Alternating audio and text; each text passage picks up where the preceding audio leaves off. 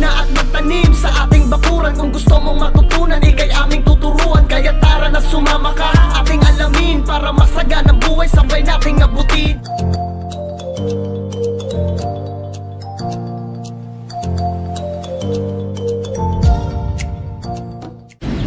Hello mga ka-agri, at dito naman po ulit tayo. Ako po si Romel Sevilla at ngayon po ay tayo po ay magpupunla. So meron po tayong seedling tray na gagamitin po natin sa ating pagpupunla.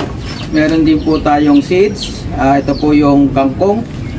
Gagamitin po natin galing sa The Joy of Urban Farming, at ang sprayer po natin. So yung tubig para after po natin magpunla. So meron din po tayong potting mix na kung saan ito po yung pinakita natin kanina kung paano tayo maghalo ng sarili nating lupa para sa ating gagamitin sa pagpupunla, at the same time sa pagta-transfer po ng ating mga pinunla.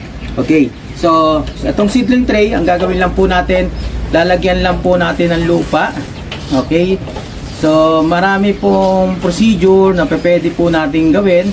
Meron pong 3/4 lang, lalagyan po natin ng lupa yung ating mga butas po ng ating seedling tray. Yan, pwedeng 3/4 lang, pwedeng puno. So depende yan. Kung 3/4 ang mangyayari po niyan, lalagyan po natin yung seeds.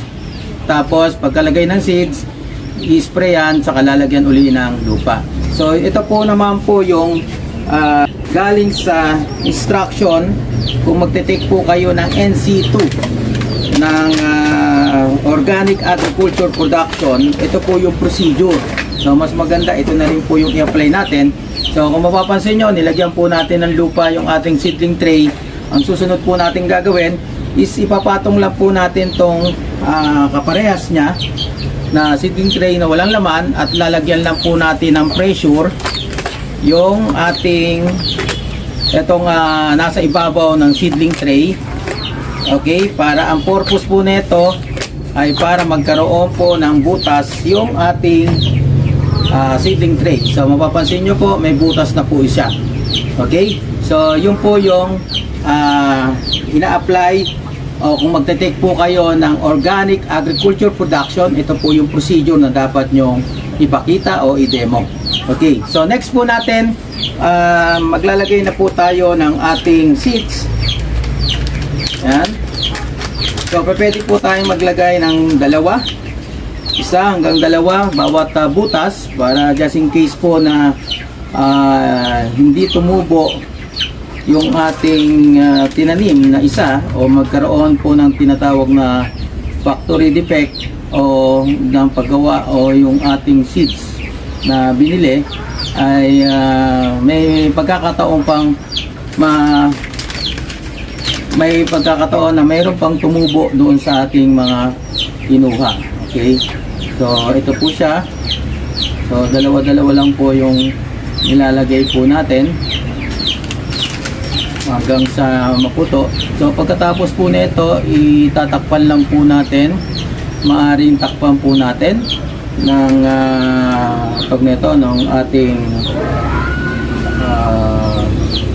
itong lupa mismo sa kanya, or ang gagawin po natin ay kukuha ng panibagong lupa at ilalagay po dito sa ating lagayan para matakpan po yung butong nilagay po natin. So depende po yan sa yung germination po ng mga leafy vegetable tulad ng pechay, lettuce, mustard, yan, kangkong. Sama na natin yung kangkong.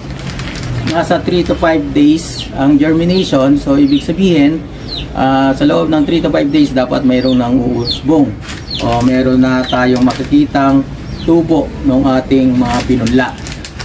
Okay, yan. So yan, tapos na po tayo. Dagdagan lang po natin itong isa.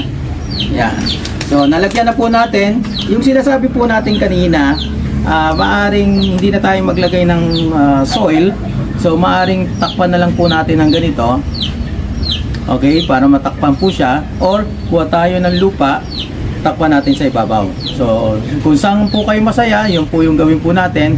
So sa ngayon po, ang gagawin ko, kung ano yung mas tingin ko mas madali at mas makakatipid, Yun po yung gagawin natin. So ang ginagawa po natin ngayon ay tinatakpan na lang po natin ng sarili niyang lupa para unang-una is makamenos na rin tayo sa pag ilan din po yung magagamit po natin pag ganong proseso po. Pero pwede din naman po yon. Okay? So takip-takip lang po natin lahat. So dapat matakpan. Takpan po lahat. Okay. So itong kangkong po, no, na maano po ito sa tubig. Naghahanap po siya ng mas maraming tubig. Matubig po siya. So ito, lagyan lang natin ng konti dahil medyo konti yung kanyang ano. Okay. Ganyan lang po. Okay. So nalagyan na po natin. Naipunla na po natin yung bawat butas ay meron namang mga seeds. So kakailanganin po natin ng spray. Bakit spray po ang kailanganin po natin? Dahil hindi po pwede yung bubuhusan po natin o yung wisik. May tendency po kasi na tumalsik yung buto na nilagay po natin dahil sa pressure ng tubig na may bubuhos sa kanya. Kaya mas maganda po yung sprayer lang po. So, sprayan lang po natin. So, mapapansin nyo, mild lang po siya. So, spray. Yan. Okay. So, na-spray na po natin. Ang tanong po dito, saan po dapat natin ilagay yung ating pinunla? So, ang isang requirements po ng ating halaman ay yung sikat ng araw. So, init. So, dapat naaarawan po siya. Mailagay po natin dapat dun sa naarawan. Pangalawa, dapat nadidiligan, tubig. Dapat mayroon pong tubig. May susupply natin tubig sa kanya. So, kailangan po natin diligan tuwing umaga at hapon. So, tuwing umaga, mga around 6 to 9 a.m. Tapos, around 4 to 6 p.m. naman sa hapon. Okay? So, sinasabi rin nga po ng karamihan na dapat hindi tayo nagdidilig ng tanghali dahil may stress po yung ating halaman. So totoo naman po yan, may stress po yung halaman kung masyadong matindi yung sikat ng araw at tayo po ay magdidilig. So sabi nga po ay mapapasma yung ating mga halaman. So may stress po siya. So yun yung po yung tendency na mamamatay po yung ating halaman.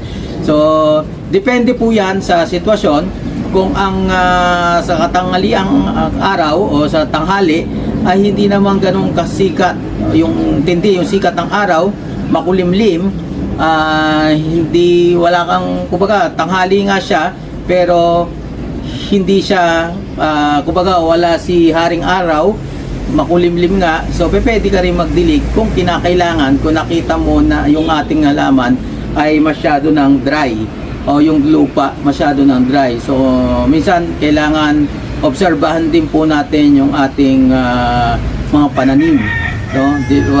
Depende po yan sa sitwasyon. Okay po. So yan po yung ating ginawang procedure na pagpupunla. So napaka-importante po dito ang klase ng lupa na ginamit po natin para maging maganda yung kalabasan ng ating punla. Sa punla pa lang, pag sibol pa lang is maganda na yung ating bunga o yung sibol ng ating mga punla, ng ating mga halaman. So yan lang po mga ka-agri, at sa susunod po ay ituturo naman po natin sa inyo yung mga kakailanganin ng ating mga halaman, at the same time kung paano yung ano rin, no, yung paano mag-transfer pagka tumubo po ito after 3 to 5 days, bilang ka pa ng 10 to 15 days. So pwede mo na i-transfer yung halaman, at ituturo po natin kung paano yung tamang proseso, dahil base po dun sa experience po natin at base sa mga experience po ng ating mga estudyante, marami po yung nakakapagpatubo pero once na nag-transfer na po sila, namamatay yung halaman. So sinasabi nila hindi sila green thumb, so himabaho yung kamay nila. So wala pong gano'n, no? So kailangan lang po natin konting ingat sa pagta-transfer po. May yung tamang proseso ng pagta-transfer ang kailangan po nating matutunan.